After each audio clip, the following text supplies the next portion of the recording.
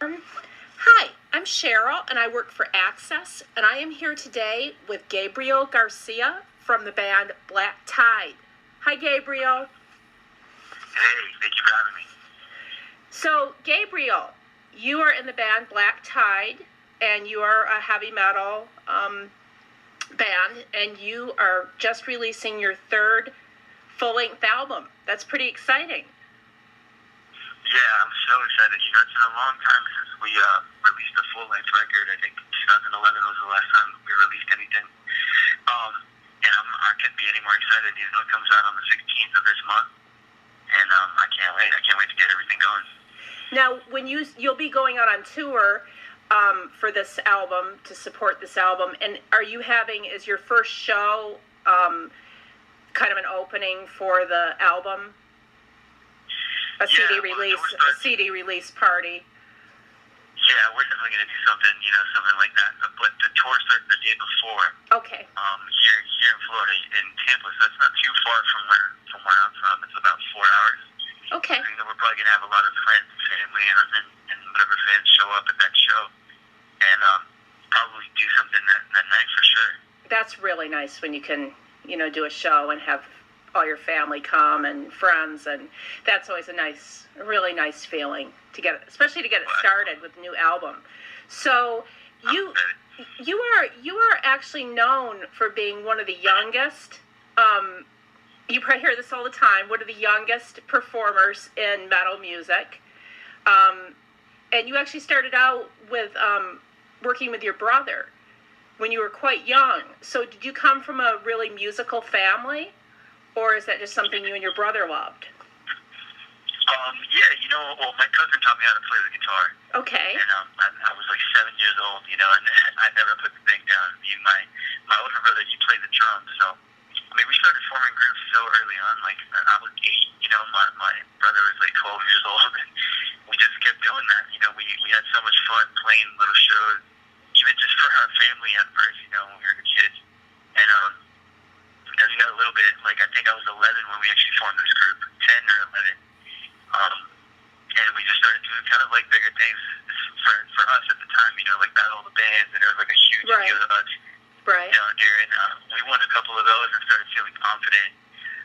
But what really got us out there and got our name out there was this festival down here. It's called the Florida Music Festival. Okay. And after that, things just kind of took off, That is just amazing. What an amazing story, that you started out that young.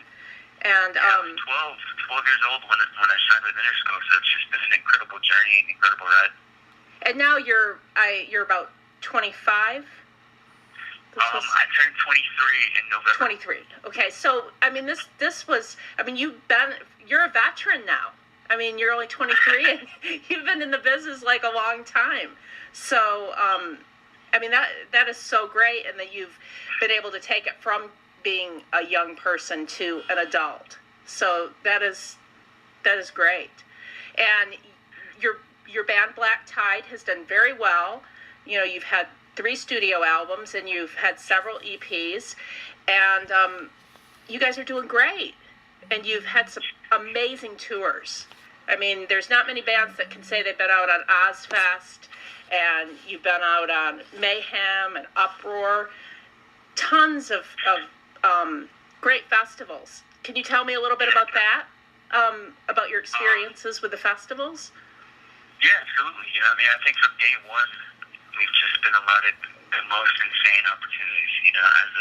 At least for a musical group, I think our first tour was Ozfest, and we couldn't do the second stage, because I was like 15, 14 years old, and the second stage is sponsored by a liquor company. Right. So we couldn't do that, and they got us on the main stage. So my first tour ever, and our first tour was Ozfest main stage. And it's just ever since it's not it never stopped. The dream just kept going and going. Like, we just did more amazing tours. We toured with Avenged Sevenfold, Europe, all of the states, Bullet for My Valentine, bands that we loved and growing up to listening to, like Iron Maiden. We opened up to those guys here in Florida. Right. On their little short tour here.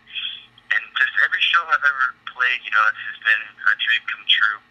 and I'm honestly just grateful to be doing it. You know, be I'm still able to do it. You know, with this third record, and it's so late already. Like you said, it's been like 10 years of doing this, so I'm just grateful for the second opportunity and having Pavement Entertainment on my side and my new management, Rebellion Noise. So I'm just grateful for the second song. Well, what's nice is just talking to you, I can tell how much you love it. I mean, you've loved it since you were a small child. And so I think that really shows when you're out there doing it and you love it and you're good at it. People, you know, the people that are running Ozfest and the people that are running these festivals or putting you on tour, they see that and they feel it. And it's, you know, it's really great to see that. Really an inspiration for music lovers. I've listened to a lot of your music, and it's really amazing. One of the things I found listening to your music is I found some acoustic things that you had made, some acoustic videos. And I love playing acoustic. It's, I mean, even when I'm songwriting down here, I usually just pick my acoustic first. You know, it's something I definitely love to do. Those are really amazing videos to watch, and I think anytime you have music that you can take down to the bare bones or make into a big heavy metal masterpiece, that's just shows what a great song it is in the songwriting, because you can do it both ways. And thank you, it's so much fun. Yeah, so if people haven't seen you do the acoustic songs, they should look those up and go to your YouTube page. I assume you have those floating around on different social media. Absolutely. Have you released any acoustic albums or EPs?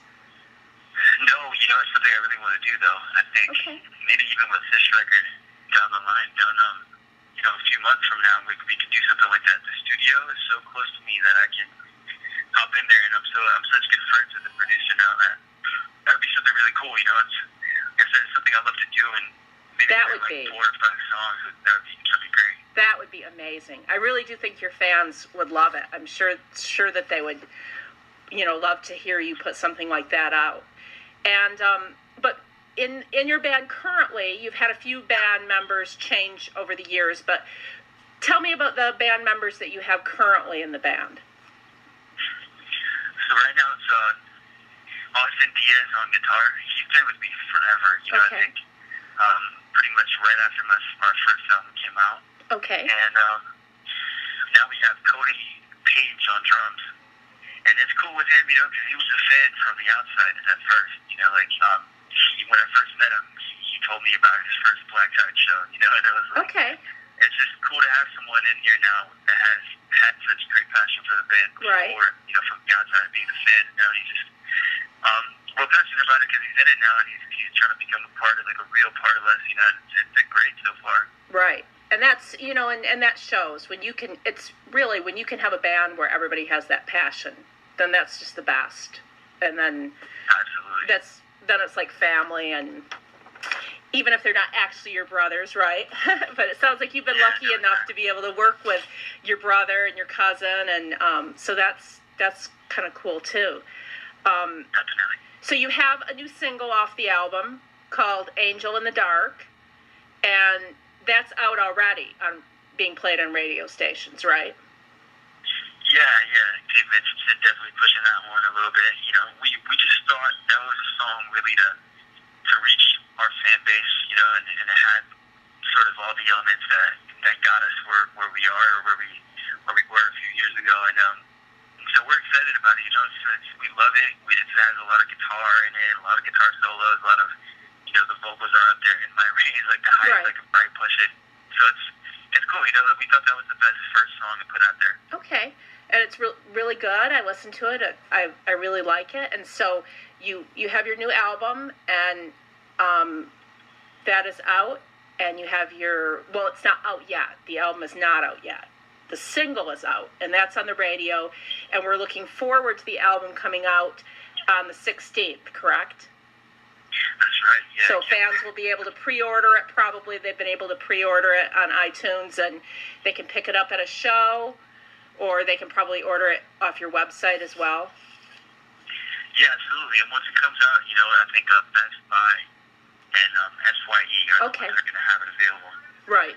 and I'm assuming all the other places that you can get it, like Amazon, you'll probably be pretty much everywhere, I would guess. So, now do you all do your own writing, I assume? The three of you do it together, the songwriting? Well, for the most part, on this particular record, I got together with a producer like a year before any of this kind of went down.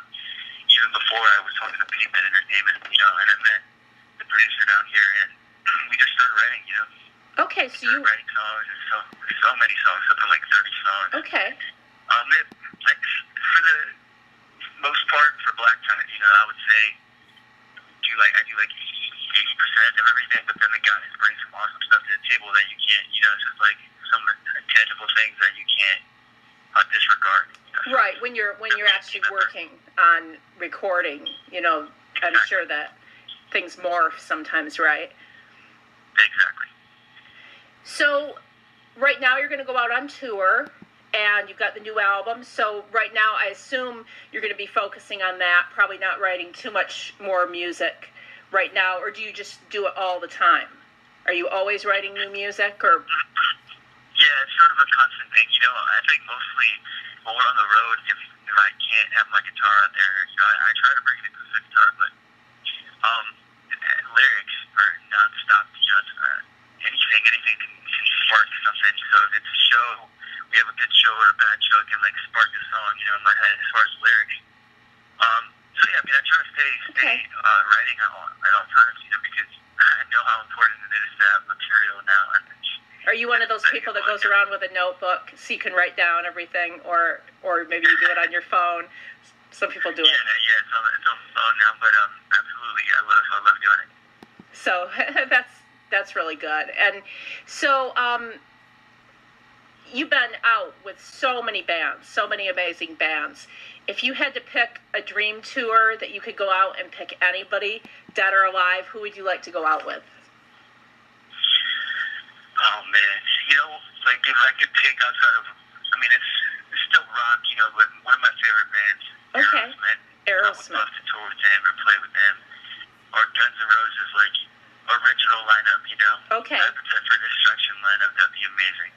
So since this is your dream tour, you could actually pick the original Guns N' Roses, because this is supposed to be your dream. Dead or alive, and they were awesome. Both of those bands would be such an honor to play with. And Slash is still out there. I just saw Slash a few days ago, or last week on tour. So that's awesome.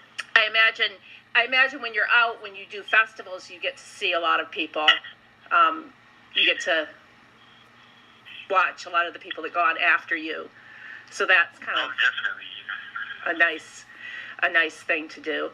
So so I guess that question, who would you go out with, is kind of leads me to this next question. Who has influenced you? Have you had any particular bands be a huge influence on you in your writing or your performing? Definitely. Well, early on, I think the bands that got me into guitar playing and making rock music, I would say Guns N' Roses is definitely up there.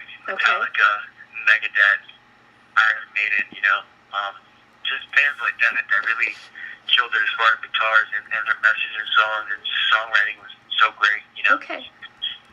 But after that, even just touring with bands from our generation now, like Avenged Sevenfold, watching those guys do it every night, and their professionalism, and Bullet for My Valentine, there's a lot to be learned out there, just touring with these bands and spending time with them. Right, absolutely. And I read somewhere that you were called Old School Meets Modern Metal, and I thought that was a really good description, because you can really hear that old metal in your music, and that's great. And I think a lot of fans really love that. They love to have that aspect, the new and the old, kind of merged together to make it something totally different and modern. So, well, you are from the band Black Tide, and you are the lead singer, Gabriel Garcia, and you have a new album called Chasing Shadows, and it will be out on the 16th of October. And you already have your single out, Angel in the Dark. And so we can hear that on the radio or on wherever else is played.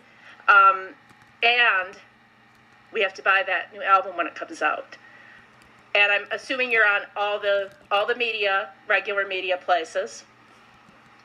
Yeah, absolutely. I think all of our social media is pretty much connected to our Facebook, which is facebook.com/blacktide. So we can. Yeah, we're on Instagram and Twitter and all that. And people should go on those things because they can keep up with your tour dates. You know, if you add anything new, and we put up videos, fun stuff. You know, just being out on the road or in the studio, everything. So it's fun. It is. It is. I can see that just from looking at some of your things that you really do have a lot on social media, which is really fun for the fans. It's fun to see what you're doing when you're out on tour, and so people should check out all your social media, and so they can learn more about your band and go and see you. So I'm talking to Gabriel Garcia from Black Tide. Thank you so much for talking with me. No, thank you for having me. It was a pleasure.